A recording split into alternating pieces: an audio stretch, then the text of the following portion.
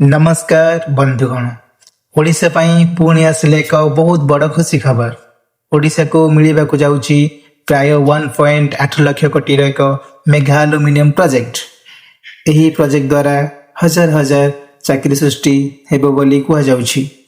किंतु एही प्रोजेक्ट केउठी हेबो के इन्वेस्ट करूची औ ओडिशार लोकंग पई एहार लाभ कोन संपूर्ण तथ्य जानिबा पई वीडियो को शेष पर्यंत निश्चय देखंतु। बंधुगण, ओडिशा सरकार सह आदानी ग्रुप एवं एबीयू दाबीर इंटरनेशनल होल्डिंग कंपनी IHC मध्य एक गुरुत्वपूर्ण MOU साइन होईछि। एही प्रोजेक्ट रो मोट इन्वेस्टमेंट प्राय 1.8 लाख कोटी अर्थात प्राय 11.5 बिलियन US डॉलर। सबुठारु बड़ कथा हैला एहा ओडिशार मेटाल सेक्टर रे सबुठारु बड़ फॉरेन डायरेक्ट इन्वेस्टमेंट मध्यरु गोटिए बोली कुहा जाउछि। एही मेगा प्रोजेक्ट रे एक इंटीग्रेटेड एल्युमिनियम इकोसिस्टम तयारी हेबो। एथिरे रहिबो एल्युमिनियम रिफाइनरी, एल्युमिनियम सिमुलेटर एवं captive power plant, downstream aluminium manufacturing park अर्थात बॉक्साइट रो आरंभ करी एल्युमिनियम प्रोडक्ट तैयारी पर्यंत अनेक कार्य ओडिशा रे हेबो।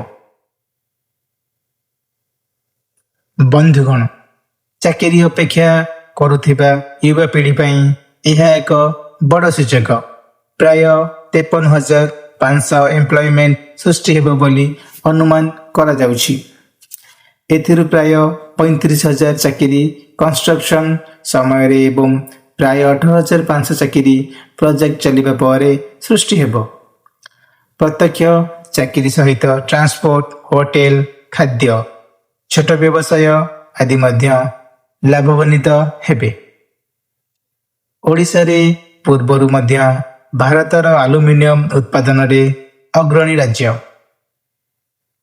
आम राज्य रे प्रचुर बॉक्साइट रिजर्व थिबारु बड़ बड़ कंपनी ओडिशा रे इन्वेस्टमेंट करिबा को आग्रह करू देखाउछंती।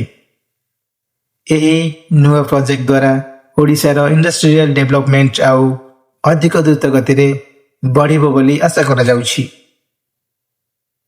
तेबे बंधुगण, जदि एही प्रोजेक्ट सफल भाबरे कार्यकारी हुए ताहले ओडिशा रे नुवा चाकरी, नुवा इंडस्ट्री एवं अर्थनैतिक विकास को एक नुआ दिग मिल पारे। एही खबर उपरे आपण मानक मतामत कौन कमेंट रे निश्चय जणांतु। वीडियोटी भल लागिथिले लाइक, शेयर एवं आम ओडिशा गवर्नमेंट अपडेट चैनल को सब्सक्राइब करंतु। ओडिशा रो समस्त गवर्नमेंट अपडेट सबुठु प्रथमे पाइबा पई। धन्यवाद। जय जगन्नाथ।